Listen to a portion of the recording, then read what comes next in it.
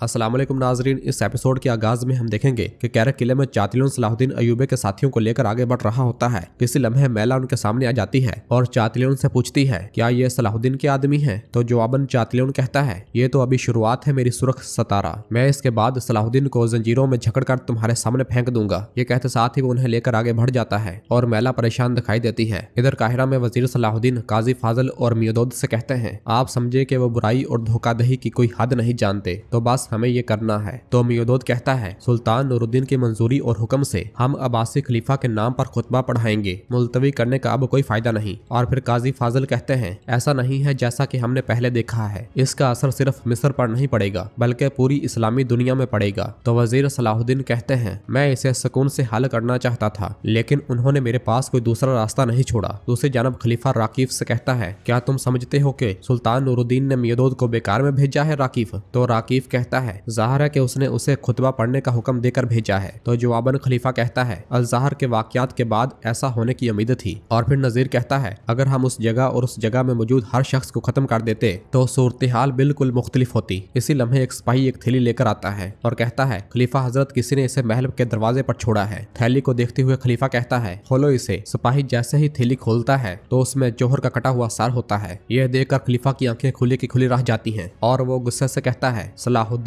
तो राकीफ कहता है मुझसे पूछें तो ये वजीर का काम नहीं है। और फिर सिपाही भी कहता है शायद ताजर राकीफ ठीक कहते हैं। वजीर सलाहुद्दीन के आदमियों को कैरक भेजने के लिए जो सिपाही मामूर किए उनकी खबर के मुताबिक उनमें मौजूद तहसीलदार करातेगन भाग गया। और फिर खलीफा बैठते हुए कहता है अच्छा तो उसने ये किया? तो जवाबन राकीफ कहता है फिक्र न करें, उन्हें उनकी बेबाकी की सजा मिलेगी। और फिर नजीर से कहता है नजीर तुम कल अपने आदमियों को हरकत में लाना शुरू कर दो, जिन्हें तुमने शहर में रखा है वो सीधा वजीर के महल में जाएंगे। वक्त आ गया है कि इस मसले को जड़ से खत्म किया जाए। जो कोई भी सलाहुद्दीन की मदद करेगा या फिर उसके साथ खड़ा होगा उसे जलाकर तबाह कर दिया जाएगा। उधर करातेगन अलबेस के साथ एक खुफिया मकाम पर मौजूद होता है। अलबेस कहता है हजूर अगर वो वजीर सलाहुद्दीन पर जोहर के मामले का इल्जाम लगाते हैं तो क्या होगा? तो जवाबन करातेगन कहता है मैं क्या करूं अलबेस, हम जो भी करें या ना करें वो वजीर सलाहुद्दीन पर इल्जाम लगाते हैं। क्या सब सलाहुद्दीन पर इल्जाम लगाने के लिए तैयार हैं? अगर ताउन मुर्गियों को भी लगे तो वो इल्जाम सलाहुद्दीन पर लगाते हैं। मैं क्या करूं? वो इसी का मुस्तहिक था। वो सोचे कि इसके पीछे भी सलाहुद्दीन का हाथ है। मैं क्या करूं? ना कुछ कम और ना ही कुछ ज्यादा, मर गया कमीना। और फिर अलबेस पूछता है हम कब तक यहाँ पर रहेंगे? तो करातेगन कहता है मुझे चोर कहने वाले उस ताजर राकीफ नामी आदमी का हिसाब बंद कर लेने दो। उधर मियोदोद वजीर सलाहुद्दीन से कहता है यारोकी अच्छी तरह से निशान ढूंढता है, वो यकीनी तौर पर सिपाहियों का सुराग तलाश कर लेगा। तो वजीर सलाहुद्दीन कहते हैं अल्लाह करे कि ऐसा ही हो। अगर मेरे सरदारों के सरों का एक बाल भी बाका हुआ तो ना मैं तख्त देखूंगा और ना ही खलीफा की परवाह करूंगा, मैं इन सब को तबाह कर दूंगा। तो काजी फाजल कहते हैं वो खुतबा जो अब्बासी खलीफा के नाम पर पढ़ा जाएगा ये उन सब का जवाब होगा। और फिर मियोदोद पूछता है खुतबा कौन पढ़ेगा सलाहुद्दीन? तो वजीर सलाहुद्दीन कहते हैं आज हमारे अल-ज़ाहर में जिनकी गर्दन पर छुरा रखा गया वो उस्ताद पढ़ेंगे। उन्होंने ये एजाज अपनी जान से अपने मनसब की हिफाजत करके हासिल किया है।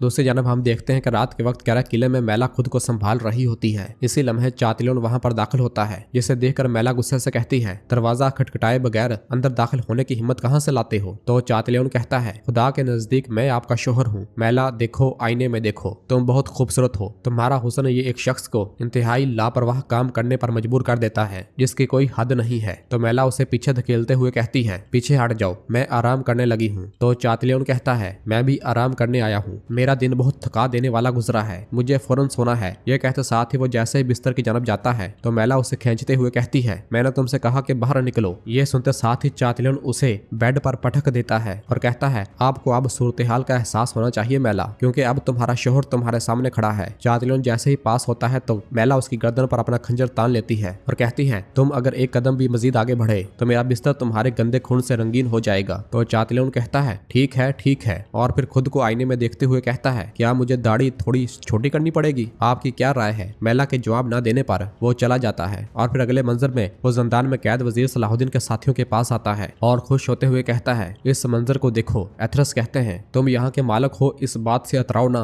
एक दिन आएगा जब ये किला तुम्हारी कब्र बन जाएगा, मैं तुम्हें यहीं दफन कर दूंगा सुर्ख काफिर, ये बात अच्छी तरह से जान लो। तो चातिलोन पूछता है क्या तुम ये करोगे या फिर तुम्हारा वजीर करेगा? कहाँ है वो तो दिख नहीं रहा। तोरफा कहता है तुम जैसे घटिया शख्स के लिए लिए हमारे वजीर की क्या जरूरत है, पहले जरा हमारे हाथ खोलो, तभी हम अपना हिसाब देखते हैं। तो चातिलन कहता है, देखो मेहमान जिस घर की छत के नीचे है और जो मेजबानी कर रहा है उसके असूलों पर अमल करता है, क्या ऐसा नहीं है? मेरे ख्याल में इतनी ही बातचीत काफी है, अब काम देखते हैं। ये कहते साथ ही वो दर्द देने वाले औजार देखने लग जाता है और एक बड़ी कैंची उठाकर एथरस के पास आता है।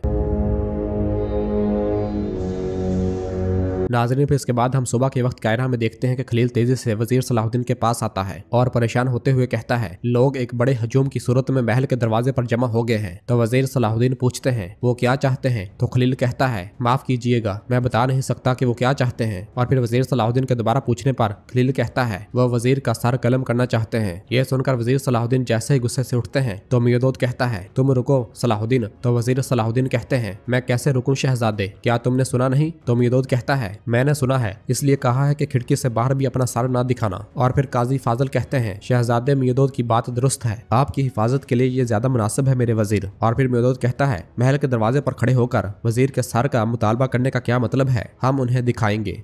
ये कहते साथ ही मियादोद बायबोरा के साथ चला जाता है। बाहर नजीर अपने सिपाहियों के साथ महल के सिपाहियों पर हमला बोल देता है। महल के सिपाही उन्हें महल की जानब बढ़ने से रोक रहे होते हैं। इसी लम्हे मियादोद वहां पर पहुंचता है और ये मंजर देखकर बायबोरा से कहता है, महल के सिपाहियों के नज़्मो ज़ब्त को तरतीब दो, इन्हें हर हाल में नज़्मो ज़ब्त बरकरार रखना चाहिए। यह सुनते साथ ही बायबोरा सिपाहियों को भेज देता है और कहता है, खलीफा की जानब से बोए गए इख्तलाफ के बीज एक बेदर्द सांप की तरह महल के दरवाजे तक पहुंच आए हैं। तो मियादोद कहता है, इस सांप की जड़ खलीफा के महल में है और हम ये जड़ उखाड़ फेंकेंगे इंशाल्लाह। बाहर की आवाजें सुनकर खलीफा ताजर राकीफ से कहता है, राकीफ क्या तुम आवाजें सुन रहे हो? तो राकीफ कहता है, हम अपने कानों को फतह की आवाज सुनने का आदी बना ले, उसका वक्त आ गया है मोहतरम खलीफा। तो खलीफा कहता है, वो खुतबा नहीं पढ़ने दिया जाएगा। और फिर बाहर बायबोरा काहिरा के सिपाहियों से कहता है, चलो भीड़ को दूर रखो। यह सुनते साथ ही वो सिपाही जैसे ही आगे बढ़ते हैं तो नजीर के सिपाहियों के साथ शामिल हो जाते हैं। इस मंजर को देखकर बायबोरा कहता है, कहाँ जा रहे हो? तो सिपाही कहता है, हम शहवार के सिपाही हैं, अगर वो नहीं है तो हम खलीफा की साफ में हैं। यह सुनकर बायबोरा और मियादोद को बहुत ज्यादा गुस्सा आता है, जबकि नजीर कहता है, यहाँ तक कि फौजियों ने वजीर को छोड़ दिया है, ये जीत की खुशखबरी है, चलो।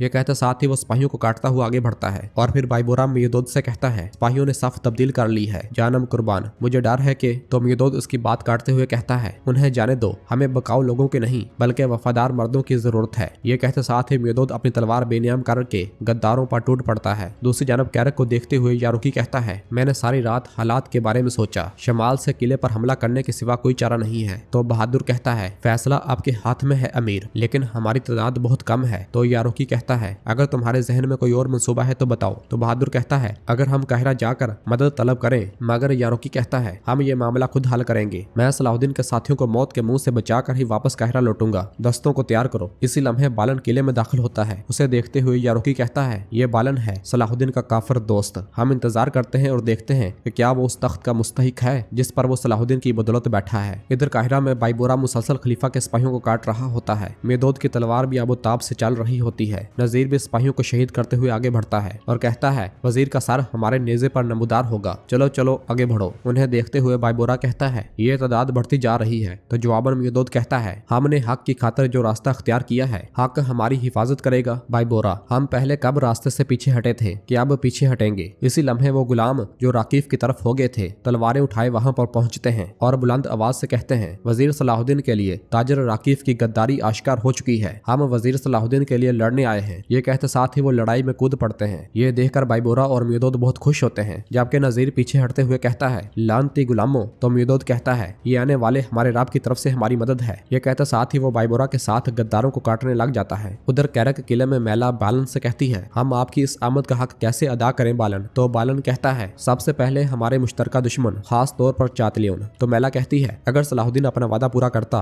तो अब हम इन मसाइल में मुब्तला न होते। तो जवाबन बालन कहता है, मैंने कई बार देखा है कि वजीर सलाहुद्दीन कैसे अपने वादे निभाते हैं। मुझे यकीन है कि अगर कोई माकूल वजह न होती तो वो आपको चातलियों से शादी करने की इजाजत न देते। तो मैला पूछती है, मैं तुम्हारे लिए क्या कर सकती हूँ बालन? तो बालन कहता है, मैंने सुल्तान नूरुद्दीन के साथ एक माहिदा किया है, मुझे किसी ऐसी मालूमात की जरूरत है जो चातलियों की ताकत को तोड़ दे। तो मैला कहती है, मैं समझ नहीं पाई, क्या तुम्हारा मतलब मुसलमानों के साथ ताउन करना है कि मेरा किला उनके हवाले कर दिया जाए? तो बालन कहता है, तुम्हें हकायक को देखना चाहिए, इमाम मालिक ने तुम्हें बहुत अरसा पहले अपनी नजरों से गिरा दिया है, बदकिस्मती वजह से तुम्हारा किला अब तुम्हारा नहीं बल्कि चातिलियन का है। कम से कम अब सुल्तान नूरुद्दीन की हिमायत के बगैर ना तो तुम कैरक में रह सकती हो और ना ही मैं एबलन में। लिहाजा तुम जो भी मालूमात दोगी वो चातिलियन से छुटकारा पाने की तरफ एक कदम होगा। अच्छी तरह से सोचो मैला। ये सुनते साथ ही मैला सोच में पड़ जाती है।